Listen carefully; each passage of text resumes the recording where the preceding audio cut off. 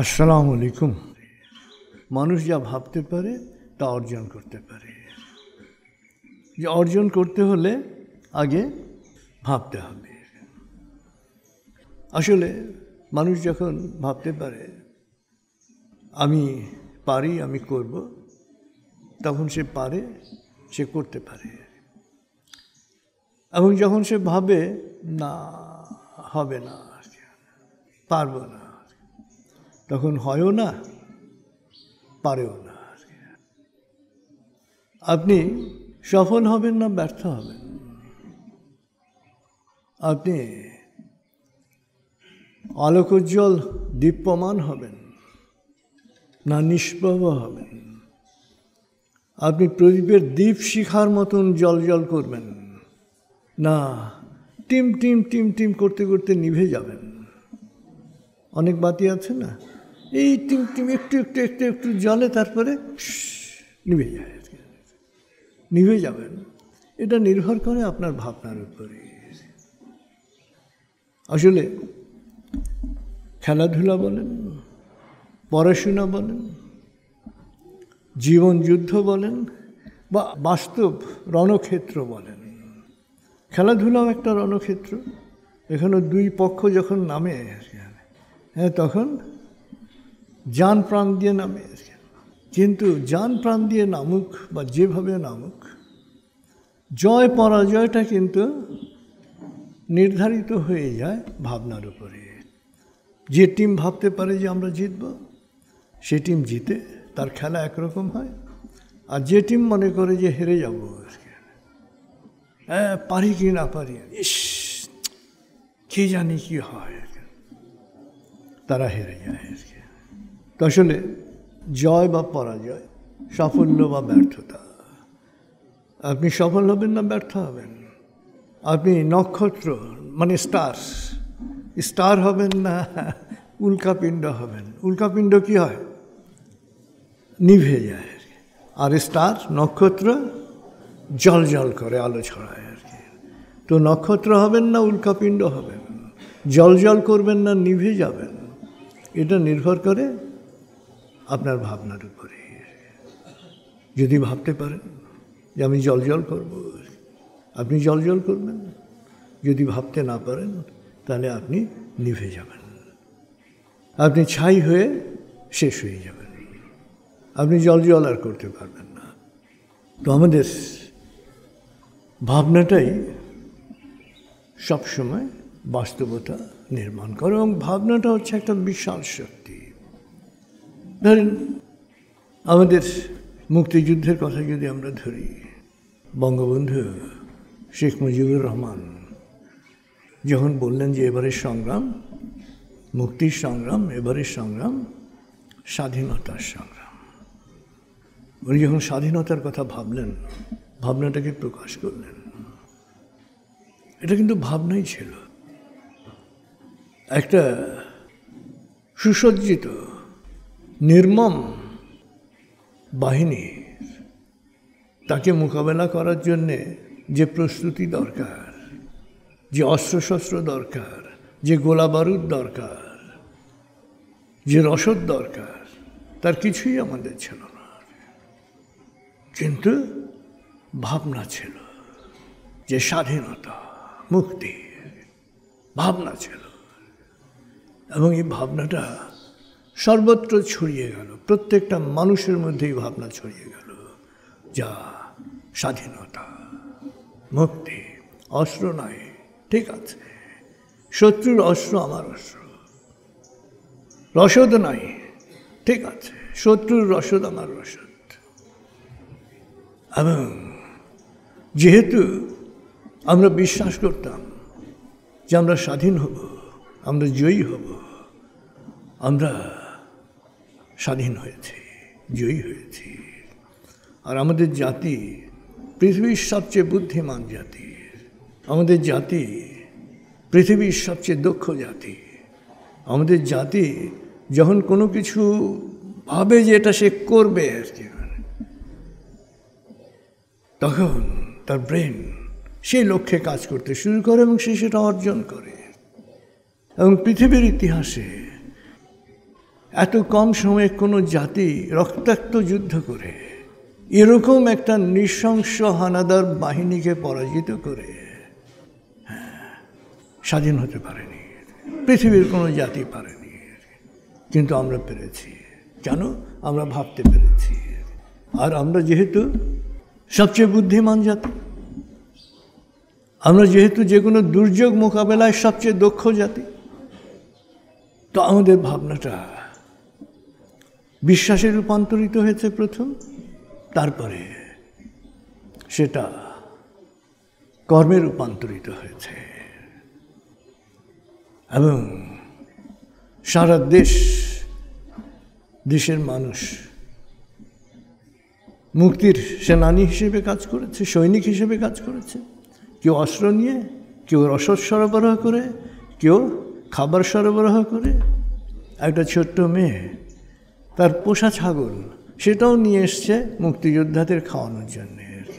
যে আমার এই ছাগলটাই আছে, আমার খুব যত্নের ছাগল, এটা মুক্তিযোদ্ধারা খাবে। গরিব কিন্তু কোনো পয়সা নেয়নি। কারণ যখন ভাবনাটা সৎ ভাবনা হয়, যখন ভাবনাটা সুন্দর ভাবনা হয়, তখন কি হয়? তখন স্রষ্টার রহমত তার উপর নাজিল হয়। এবং স্রষ্টা আমাদের সহায় ছিলেন, তার রহমত আমাদের উপরে নাজিল হয়েছে, যে কারণে সবচেয়ে স্বল্পতম সময়ে আমরা স্বাধীন হয়েছি। এবং আমাদেরকে বলা হতো যে স্বাধীন হয়েছে তাতে কি হয়েছে, তোমরা কখনো নিজের পায়ে দাঁড়াতে পারবে না, তোমরা ফকিরই থাকবে। ওই গ্রামের গল্প আছে না, যারা দেখতে পারে না, ও অমুকের ছেলে পাশ করতে পারবে না। আজ আমার এসএসসি পাশ করলো, তো কলেজ পাশ করতে পারবে না। কলেজ পাশ করলো, বিশ্ববিদ্যালয় পাশ করতে পারবে না। বিশ্ববিদ্যালয় পাশ করলো, বলে যে না চাকরি পাবে না। চাকরি পেল, যে চাকরি পেলে কি হবে? বেতন পাবে না। বেতন পেল, বলে বেতন পেলে কি হবে? এই টাকা চলবে না। তো আমরা স্বাধীন হলাম, আমাদের সম্পর্কে অনেকে বললো যে এটা তলাবিহীন ঝুড়ি, এটা চলতে পারবে না। কিন্তু আমরা সবসময় বিশ্বাস করতাম যে আমাদের দেশ হচ্ছে স্বর্গভূমি, আমাদের মানুষগুলো হচ্ছে সবচেয়ে বুদ্ধিমান, সবচেয়ে দক্ষ। আমরা যদি চাই, লক্ষ্য স্থির করি, তো আমরা যে কোনো কিছু অর্জন করতে পারি। এবং আমরা কি করলাম? কোয়ান্টাম লক্ষ্য স্থির করলো। এখন থেকে 30 বছর আগে লক্ষ্য স্থির করলো। কি লক্ষ্য স্থির করলো? যে পৃথিবীর সেরা 10-এর মধ্যে আমরা থাকতে চাই। তো এখন অনেক কিছুতেই আমরা পৃথিবীর সেরা 10-এর মধ্যে। আমরা এখন ধান উৎপাদনে চতুর্থ, ইলিশ নাম্বার 1 আর কি, প্রথম। কাঁঠাল দ্বিতীয়, এবং ইনশাআল্লাহ আগামী 10 বছরের মধ্যে কাঁঠালে আমরা কি হব? প্রথম।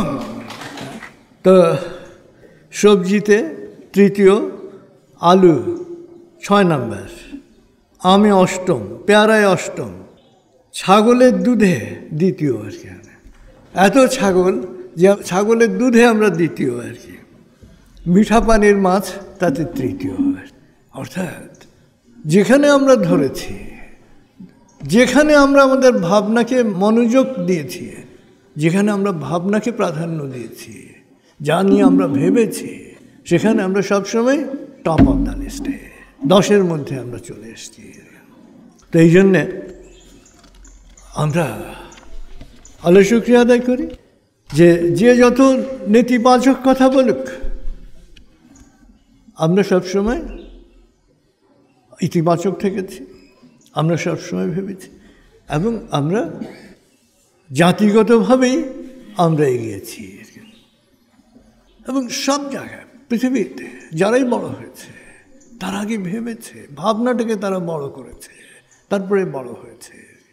এখন থেকে 110-111 বছর আগে ফ্রান্সের প্যারিস শহরের একটা রেস্টুরেন্টে লেখকদের আড্ডা হতো আর কি।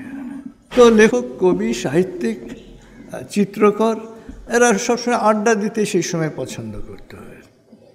তো একটা আড্ডাতে তখন তরুণ, এরা পরবর্তী সময় খুব অনেক নাম ডাক হয়েছে তাদের, তখন তার বয়সে তরুণ ছিল। তো ওখানে নিয়মিত যারা আড্ডা দিতেন তাদের মধ্যে পাবলো পিকাসো চিত্রকর, তারপরে কবি নাট্যকার জাঁ কক্তো, তারপরে কবি অ্যাপোলিনিয়ার, এইরকম অনেকে সেখানে আড্ডা দিত। সবাই বয়সে তরুণ, কেউ তখনও বিখ্যাত হয়নি আর কি, এরকম ইয়ং ম্যান সব আর কি।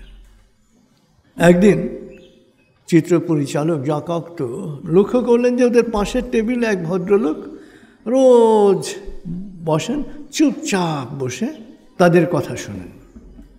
দেখলেই বোঝা যায় যে লোকটার তেমন কোনো পয়সা করি নাই আর কি, টাকা পয়সা নাই আর কি। একদিন কক্তোর কৌতূহল হলো, জিজ্ঞেস করলো যে মশাইয়ের কি করা হয়, যে কি করেন, ছবি আঁকেন না গল্প কবিতা লেখেন? তো তিনি বললেন, আঁকিও না লিখিও না, তবে লেখা বা আঁকা নিয়ে আপনারা কি ভাবেন তা জানার আমার খুব ইচ্ছে, তাই বসে বসে আপনাদের কথা শুনি। জাঁ কক্তো তখন ওর পাল্টা প্রশ্ন করলো, তাহলে করেনটা কি? ভদ্রলোক বললেন, আসলে আমার কাজ হলো ভাবা, বসে বসে আমি ভাবি আর কি। কক্তো একটু বিরক্তই হলো আর কি, মশাই কি ভাবেন, কি নিয়ে ভাবেন? তখন সে ভদ্রলোক বললেন, জানেন তো আমার দেশের সম্রাট অত্যাচারী, অত্যাচারী সম্রাটের শাসনে আমার দেশ। আমি ভাবি কিভাবে এই অত্যাচার উচ্ছেদ করে আমার দেশের মানুষের সুখ স্বাচ্ছন্দ্যকে নিশ্চিত করব, থাকার ব্যবস্থা করব। কক্তো ভাবলেন যে লোকটার কি যে স্ক্রু ঢিলা, মাথা খারাপ, নইলে এমন ভাবনা আসতে পারে মাথায় আর কি। কারণ যে দেশ, সেই দেশের সম্রাট অত্যন্ত ক্ষমতাবান, অত্যন্ত ক্ষমতাশালী দেশ। তারপরে এটা হচ্ছে 1910-11 সাল, 7 বছর পরে। তখন কক্তো, পিকাসো এদের একটু নামডাক হয়েছে।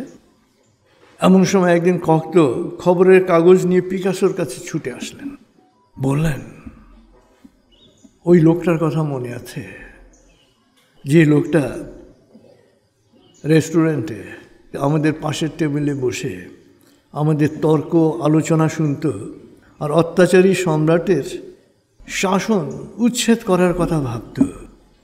পিকাসো বলে যে হ্যাঁ মনে আছে। কি হয়েছে? বলে যে ওই লোকটা তো সত্যি সত্যি রাশিয়ায় বিপ্লব করে ফেলেছে, জারের শাসনের অবসান ঘটিয়েছে, এবং রাশিয়ার নতুন নাম হয়েছে সোভিয়েত ইউনিয়ন, এবং সোভিয়েত রাশিয়ার রাষ্ট্রপ্রধান হয়ে গেছে। এই লোকটির নাম হচ্ছে Vladimir Ilyich, good one, Ulyanov ওরফে লেনিন, কমরেড লেনিন। লেনিনের নাম শোনেন নাই এরকম মানুষ খুব কম আছেন আর কি। সোভিয়েত ইউনিয়নের জাতির পিতা আর কি, মানে লেনিন। তো আসলে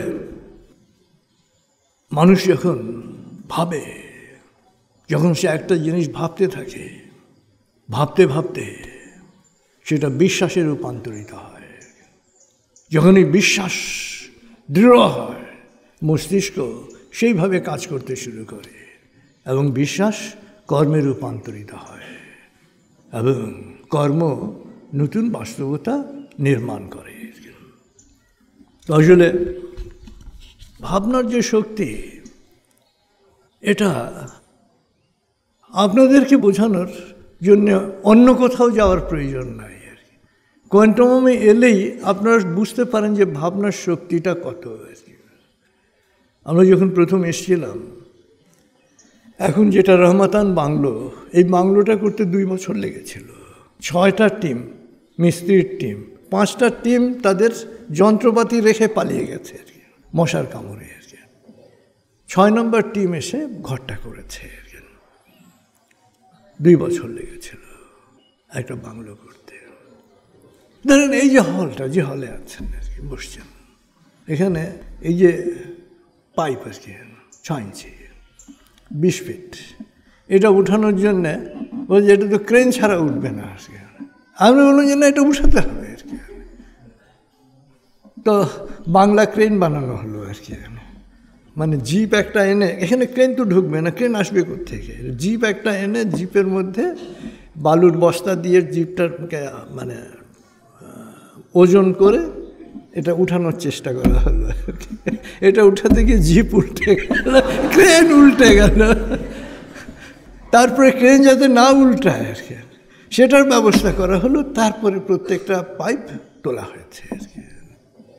আমি বললাম যে মানে এখন থেকে 4000 বছর আগে পিরামিড করার জন্য যদি এরকম পাথরের টুকরা 150 মাইল 200 মাইল দূর থেকে আনা যায়, তো আমরা এই বাংলাদেশে আমাদের এত বুদ্ধি থাকার পরে এই পাইপ সোজা করতে পারবো না, এটা কি হয়? এবং আমাদের ইঞ্জিনিয়াররা বলল যে হ্যাঁ ঠিক আছে, যেহেতু আমরা ভাবতে পেরেছি আমরা করতে পারবো, এবং হয়ে গেল। এবং এখানে প্রত্যেকটা জিনিস, এখন কোনো কষ্ট নাই, কিন্তু প্রত্যেকটা জিনিস যখন ভাবা হয়েছে তখন এটাকে অসম্ভব মনে করা হয়েছে। কিন্তু আমরা সবসময় বিশ্বাস করেছি, আমাদের ভাবনাটা সবসময় বিশ্বাসে রূপান্তরিত হয়েছে। এবং এই যে ভাবনা, এই ভাবনাটা হচ্ছে খুব ইম্পর্টেন্ট। ভাবনা থেকে আমরা স্বাধীন হয়েছি, ভাবনা থেকে আমরা কি হয়েছে, আমরা অনেকগুলো ক্ষেত্রে 10-এর মধ্যে ঢুকে গেছি।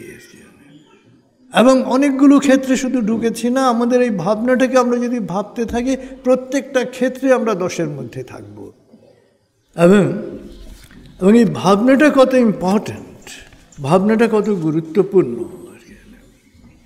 যদি আমরা দেখি সব ক্ষেত্রে আর কি। যে আপনি যেভাবে ভাববেন ঘটনা কিন্তু সেইভাবে ঘটবে আর কি। এবং যে কারণে মনোবিজ্ঞানীরা বলেন, এখন বলেন, এই যে জীবনে আপনি যেখানে যেতে চান বা হতে চান, করতে চান, সেটার একটা মানসিক চিন্তা, মনে মনে সেটা ভাবতে হবে, মনোজগতে সেটা হতে হবে, যেটার নাম আমরা বলি মনোছবি। মনোজগতে হতে হবে সেটা, যে যা আপনি হতে চান, ভাবতে চান, মনোজগতে হতে হবে। এই যে আমাদের শক্য যখন ক্লাস 8-এ, শক্যর ভিডিও কে কে দেখেছে? আমরা বাড়িতে শক্য সিং ক্লাস 8-এ তখন বলে যে আমার মনোছবি হচ্ছে বুয়েটে পড়বো আর কি। শক্য কি বুয়েটে পড়ছে না পড়ছে না? হ্যাঁ পড়ছে। আমরা গতবার মিল্টন বমের কথা বলছিলাম। মিল্টন বম আমাকে একটা চিঠি লিখেছে আর কি। সে তো পাঞ্জাবি ইউনিভার্সিটি পাতিয়ালা আর কি। সে আমাদের কোয়ান্টাদের মধ্যে প্রথম দেশের বাইরে পড়াশোনা করতে গিয়েছে। এবং বিদেশে যাওয়া, সিঙ্গাপুর যাওয়া, টাইওয়ান যাওয়া, এগুলো আমাদের কোয়ান্টাদের জন্য কিছু নেই, যে আমাদের জিমনাস্ট আর কি। জিমনাস্ট তারা গিয়েছে। এবং জিমনাস্টের লক্ষ্যটা কি এখন বলেন? অলিম্পিকে শোনা। এবং এই যে ভাবনা, এই ভাবনাটাই তাকে কি করবে? সোনা নিয়ে আসবে আর কি। তো এই যে মিল্টন বম যে চিঠি লিখেছে আমাকে, খুব ভালো ছেলে, খুব মেধাবী ছেলে, খুব বুদ্ধিমান ছেলে, সেই চট্টগ্রাম বিশ্ববিদ্যালয় পড়ছে আর কি। সবসময় সংঘের সাথে ছিল, ফাউন্ডেশনের সাথে ছিল। যে করোনাকালে সে দাফন কার্যক্রমের সাথে পুরো সময়টা দাফন কার্যক্রমে কাটিয়েছে। এত ভালো ছেলে আর কি। তো তার চিঠির শেষ প্যারাটা আমি পড়ে শোনাই। আমি এটা পুরোপুরি বিশ্বাস করছি যে সংঘ সবসময় মানুষকে এগিয়ে চলতে সাহায্য করে। তার মধ্যে সৎসংঘ মানুষের গুণাবলীকে বিকশিত করতে সহযোগিতা করে। আমি পৃথিবীর সকল প্রান্তে চলতে চাই। আমি মাস্টার্স ডিগ্রি নেওয়ার পরে আমি পিএইচডি সম্পন্ন করতে চাই। এবং পরিবার, সমাজ, সংঘ, গুরু ও দেশের প্রতি ভালোবেসে, এই যে ভাবনা, যে পরিবার, সমাজ, সংঘ, গুরু ও দেশের প্রতি ভালোবাসা, এই ভালোবাসাটা হচ্ছে একজন মানুষের যে শক্তি, একজন তরুণের যে শক্তি, এই শক্তিকে বিকশিত করে। তরুণ বলতে কিন্তু আমি শুধু ছেলেদের বুঝাই না, হ্যাঁ, তরুণ বলতে আমি মেয়েদেরকেও বুঝাই। আমার কাছে ছেলে মেয়ে নির্বিশেষে সবাই তরুণ। এবং এই ভাবনা, ক্রমাগত ভাবনা আপনাকে সবসময় আপনার লক্ষ্যের কাছাকাছি নিয়ে যাবে, সব সময় লক্ষ্যের কাছাকাছি নিয়ে যাবে। আসলে একটু আগে আমরা বলেছিলাম যে মনোবিজ্ঞানীরা কি বলেন, এখনকার আধুনিক মনোবিজ্ঞানীরা বলেন যে আপনি যা হতে চান, যেখানে যেতে চান, যা অর্জন করতে চান, সেটা কি করতে হবে? মনে মনে চর্চা করতে হবে, মনে মনে ভাবতে হবে, মনে মনে কল্পনা করতে হবে। এবং যখন আপনি কল্পনা করতে থাকবেন, ভাবতে থাকবেন, তখন এই ভাবনাটাই আপনাকে লক্ষ্যের কাছাকাছি নিয়ে যাবে। এবং এই যে ভাবনার শক্তিকে, এটা খেলোয়াড়রা খুব চমৎকারভাবে ব্যবহার করছেন। এবং ক্রীড়াঙ্গনে যত সফল খেলোয়াড় রয়েছেন, তারা আগে ভাবেন কি করবেন, কিভাবে বলটাকে মারবেন, কিভাবে গোল করবেন, কিভাবে হিট করবেন, এবং তারপরে তিনি বাস্তবে খেলেন। অতএব এই যে ভাবনা, সবসময় ভাবতে হবে। এবং এই ভাবনার জন্যে কি করতে হবে? ভাবনাটা যাতে ঠিক হয়, ভাবনাটা যাতে এলোমেলো না হয়ে যায়, ভাবনাটা যাতে ডাইলুটেড না হয়ে যায়, মানে ভেজাল না হয়। ভাবনাটা একেবারে নির্ভেজাল ভাবনা হতে হবে, ভালো ভাবনা, সৎ ভাবনা হতে হবে। এর মধ্যে নেতিবাচক কোনো কিছু ঢুকলে কি হলো? দুধের সাথে পানি মিশালে কি হয়? পানিটা কি তখন, পানি ভালো জিনিস, কিন্তু পানিটা কি তখন ভেজাল হয় না? হয় না, ভেজাল হয়। ভাবনাকে ভেজাল করা যাবে না, ভাবনাকে একদম পিওর দুধ, পিওর মধুর মতো রাখতে হবে, যাতে কোনো ভেজাল না ঢুকে। আপনার এই যে ভাবনা, এই ভাবনা ঠিক করার জন্যে কি করতে হবে? জীবনের একটা লক্ষ্য ঠিক করতে হবে। আমি যখন তরুণ ছিলাম, ফ্রেডরিক নিটশে আমার খুব প্রিয় দার্শনিক ছিলেন। এবং সুপারম্যানের যে আইডিয়া, ধারণা, এটা ফ্রেডরিক নিটশে থেকে। তার একটি বাক্য খুব সুন্দর ছিল। ফ্রেডরিক নিটশে বলেন যে জীবনে যার বেঁচে থাকার একটা কারণ আছে, জীবনটা তার জন্য অনেক সহজ। এবং আমি আমার জীবন থেকে উপলব্ধি করেছি যে জীবনটা কত সহজ হতে পারে। কেন? আমার বেঁচে থাকার একটা কারণ আছে, যে আমি এই কারণে বেঁচে থাকব, এবং এটাই আমার জীবন, এটাই আমার মরণ। অতএব জীবনটা আমার জন্য খুব সহজ। যে কেউ বেঁচে থাকার কারণ, জীবনের একটা লক্ষ্য, এই লক্ষ্যটাকে আপনাকে সুস্পষ্ট থাকতে হবে। পৃথিবীর কোনো কিছু স্পর্শ করবে না, কোনো কিছু না, কোনো প্রতিকূলতা আপনাকে স্পর্শ করবে না, কোনো বাধা আপনাকে স্পর্শ করবে না, কোনো সমালোচনা আপনাকে স্পর্শ করবে না, কোনো প্রতিকূলতা আপনাকে স্পর্শ করবে না, যদি বেঁচে থাকার কারণটাকে আপনি বের করতে পারেন। এবং যে বেঁচে থাকার যে কারণ, ওটাকেই যদি জীবন মনে করতে পারেন, কোনো কিছুই আপনার জীবনকে আটকাতে পারবে না, কোনো কিছুই না। তো আসলে মনোবিজ্ঞানীরা গত 70 বছর ধরে গবেষণা করেছেন। এই যে দীর্ঘ গবেষণা, এই গবেষণার ফলাফল থেকে তারা বলেন যে যারা বেঁচে থাকেন একটা লক্ষ্যকে ঘিরে, যাদের জীবনের একটা লক্ষ্য আছে, তারা লাভ করেন দীর্ঘ জীবন। এবং যত সুন্দর, যত বড় লক্ষ্য হবে, তার জীবনটা তত সুন্দর হবে, তত দীর্ঘ হবে। ঘুম তাদের ভালো হয়, স্ট্রোক ও বিষণ্ণতার ঝুঁকি থেকে তারা মুক্ত থাকেন। এবং যারা নিজ লক্ষ্যের ব্যাপারে যত সচেতন, তাদের রোগ এবং অন্যান্য কারণে তাদের মৃত্যু হার তত কম, যারা লক্ষ্যের ব্যাপারে সচেতন। এবং একটা গবেষণায় 16,000 মধ্যবয়সী মার্কিন এবং ব্রিটিশ নাগরিকদের নিয়ে একটা গবেষণা হয়েছিল। সেই গবেষণায় তারা দেখেছেন যে যাদের জীবনের একটা লক্ষ্য আছে এবং সেই লক্ষ্য নিয়ে যারা বেঁচে আছেন, তাদের হৃদরোগের ঝুঁকি কমেছে 27%, স্ট্রোকের ঝুঁকি কমেছে 22%, বয়সজনিত স্মৃতিভ্রম আলঝেইমার্সের ঝুঁকি নেমে এসছে অর্ধেকে। অর্থাৎ তাদের কাছে জীবন অনেক সুন্দর হয়, অনেক সহজ থাকে, অনেক সুস্থ থাকে, অনেক প্রাণবন্ত থাকে। তাহলে কি করতে হবে? ভাবনার জন্যে আপনাকে জীবনের একটা লক্ষ্য, কি ভাববেন, ভাবনাটাকে সুনির্দিষ্ট করতে হবে। কমরেড লেনিন, তার ভাবনাটা খুব সুনির্দিষ্ট ছিল। কি ছিল? যে অত্যাচারী সম্রাট জারের অত্যাচার থেকে জনগণকে মুক্ত করতে হবে। তার ভাবনাটা কিন্তু খুব একটা লক্ষ্যকে কেন্দ্র করে ভাবনা আবর্তিত হয়েছে। তো আপনি কি হতে চান? যে আমি এই হতে চাই, এই জায়গায় পৌঁছে আমি সমাজের কল্যাণ করতে চাই, সমাজের মঙ্গল করতে চাই। আপনিও ভালো থাকবেন, সমাজও আপনার দ্বারা উপকৃত হবে, আপনিও ভালো থাকবেন। 2 হচ্ছে একটা বীজ বপন করতে হবে, ভাবনার বীজ। সেটা হচ্ছে কাজ। যে কাজকে কেন্দ্র করে আপনার ভাবনাটা আবর্তিত হবে, ভাবনাটা ঘুরবে। এটা নিয়ে একটা গল্প আছে যে এক গ্রামে এক লোক, তিনি ভাবলেন যে তার অনেক টাকা হবে, খ্যাতি হবে, সুনাম হবে, এবং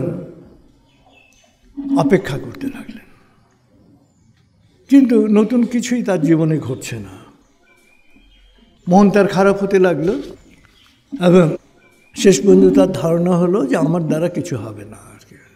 এর মধ্যে সেই গ্রামে একজন সাধক এলেন, খুব খ্যাতিমান সাধক ছিলেন, দূর দূরান্তে তার খ্যাতি। এই লোক তার কাছে গেল, গিয়ে বলল যে হুজুর দেখেন, যখনই কোনো কাজ করতে যাই আমার মনে ব্যর্থতার চিন্তা আসে। আমি কি করব যাতে আমি সফল হতে পারি যখনই কাজ করতে যাই? কারণ এর আগে কাজ করেনি, খালি ভেবেছে।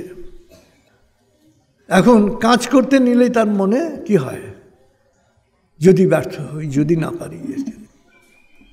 তো সাধক পুরো ঘটনা শুনে বললেন যে আজকে তো হবে না, রাত হয়ে গেছে, কালকে সূর্যোদয়ের সময় আমার কাছে আসবে। সূর্যোদয়ের সময় যখন এই লোকটি এলো, তখন সাধক তাকে নিয়ে হাঁটতে বেরোলেন। হাঁটতে হাঁটতে একটা ফসলি জমিতে নিয়ে গেলেন, মাঠ ভর্তি ফসল। সাধক বললেন, তুমি কি জানো কিভাবে এই জমিতে ফসল জন্মেছে? লোকটি বলল যে জানি। খেতে নিশ্চয়ই প্রথম লাঙ্গল চালানো হয়েছে, তারপরে বীজ বপন করা হয়েছে, তারপরে পানি দিয়েছে, অবশেষে ফসল জন্মেছে। আর একটু এগিয়ে গেলেন, একটা জমিতে শুধু ঘাস। সাধক তাকে বললেন, তুমি কি বলতে পারো ঘাস কিভাবে জন্মেছে? লোকটা বলল, ঘাস তো এমনিতেই জন্মায়, এমনিতেই বেড়ে ওঠে, কারো সাহায্যের প্রয়োজন নাই। তখন সাধক তাকে বললেন যে মানুষের মন, তোমার যে মন, এটা ফাঁকা জমির মতো। যদি লাঙ্গল দিয়ে চাষ করো, চিন্তার লাঙ্গল, ভাবনার লাঙ্গল, লক্ষ্যের লাঙ্গল, তাহলে এই মন, এই ব্রেন উর্বর হয়। এবং তারপরে যদি কাজ নামের বীজ বপন করো এবং মনোযোগ দাও, যত্ন নাও, তাহলে সুখ এবং সাফল্য তোমার আসবে। আর যদি সেটাকে ফাঁকা রাখো, ভাবনার লাঙ্গল দিলে না, কাজের বীজ বপন করলে না, তাহলে কি হবে? আগাছা ঘাস জন্মাবে, এবং ঘাসের মতো নেতিবাচকতাও নিজে নিজেই জন্মায়।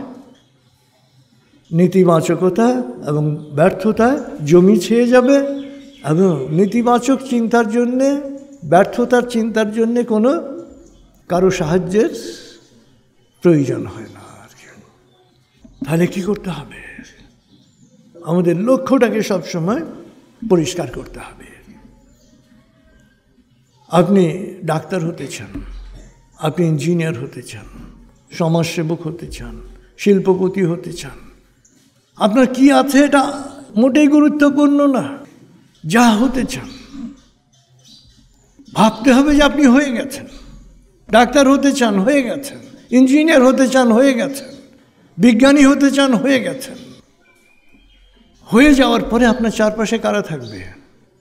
ডাক্তার থাকবে, ইঞ্জিনিয়ার হলে ইঞ্জিনিয়ার থাকবে, বিসিএস ক্যাডার হলে বিসিএস ক্যাডাররা থাকবে, বিচারপতি হলে বিচারপতিরা থাকবে। দেখবেন যে চারপাশে তারা আছে, কি বলছে তারা সেটা শোনেন। কেমন অনুভূতি হচ্ছে? ডাক্তার হওয়ার পরে, ইঞ্জিনিয়ার হওয়ার পরে, বিচারক হওয়ার পরে, শিল্পপতি হওয়ার পরে লোকজন কি বলছে, কি শুনতে চান আপনি? শোনেন, তারপরে কেমন অনুভূতি হচ্ছে? চারপাশের বাতাস এখনকার বাতাস না। শিল্পপতি হলে যেরকম বাতাস হবে, ইঞ্জিনিয়ার হলে যেরকম বাতাস হবে, সেই বড় ইজলাসে বসলে, বিচারক হলে ইজলাসে বসলে যে চারপাশের যে বাতাস, এই বাতাসের ঘ্রাণ নিতে হবে, এই শব্দগুলো শুনতে হবে। এবং ইতিবাচক মানুষ যারা, সৎসঙ্গ, এই সৎসঙ্গে সবসময় থাকতে হবে, ভালো মানুষের সাথে থাকতে হবে, সৎসঙ্গে সঙ্গবদ্ধ হতে হবে। আর নিয়মিত আমাদের সবচেয়ে বড় শক্তি কি ভাবনার জন্যে? মেডিটেশন। এবং মেডিটেশনে যখন এটা ভাববেন, এটাই হচ্ছে মনোছবি, যেটা একেবারে গাইডেড মিসাইলের মতন গিয়ে লক্ষ্য ভেদ করবে। যে চেয়ার আপনি কল্পনা করছেন, যে চেয়ারে বসে আপনি ভাবছেন মনোজগতে, ওই চেয়ারে গিয়ে আপনি বসে পড়বেন, ওই চেয়ারে আপনি বসবেন। এবং যখনই সময় পান, যখনই কোনো কাজ নাই, সবসময় মনে মনে বলবেন, আমি পারি, আমি করব। এবং যা হতে চান একটা কাগজে লিখে রাখবেন, এই হতে চাই, এই হতে চাই, আমার চারপাশে এইরকম পরিবেশ দেখতে চাই, পকেটে রাখবেন, মাঝে মাঝে এটা বের করে দেখবেন, ভাববেন যে হয়ে গেছি, এবং ইনশাআল্লাহ হয়ে যাবেন। সবাই ভালো থাকুন। খুদা হাফেজ। আসসালামু আলাইকুম।